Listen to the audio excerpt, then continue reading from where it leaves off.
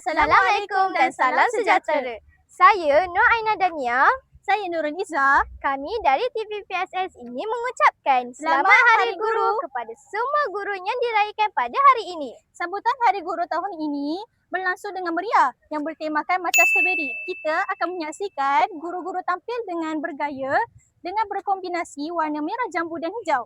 Kita mempunyai pelbagai aktiviti seperti ucapan khas, nyanyian, persembahan dan sukaneka guru-guru. Kami ikuti liputan kami. Ayo. Cikgu. Apa perasaan cikgu menyambut Hari Guru tahun ini?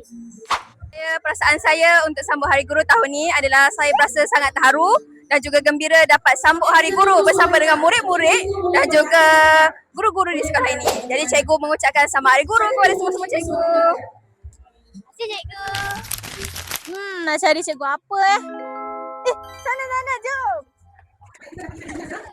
Assalamualaikum cikgu. Waalaikumsalam. Cikgu, saya ada soalan.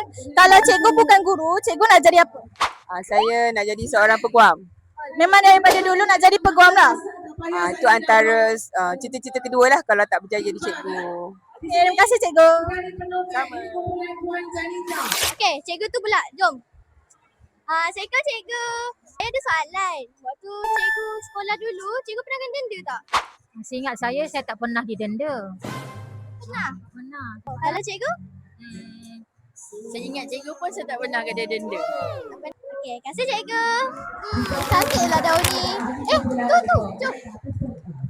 Assalamualaikum cikgu. Saya ada soalan.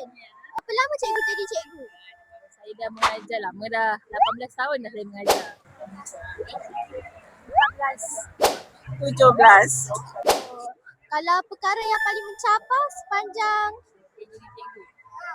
Kalau murid melawan, murid bercakap biadab, murid bercakap yang kurang best. Itu je lah yang cabaran cikgu. Untuk belajar sekolah kampung seperti ni semua bagus-bagus. Memberi cabaran bagi seorang guru tu apabila pelanggan cikgu murid yang sentiasa bertukar-tukar setiap tahun. Itulah cabaran yang perlu dihadapi oleh semua guru. Cabaran tu sikap murid lah. Sikap murid saya rasa tiap-tiap tahun tak sama. Makin lama makin mencabar.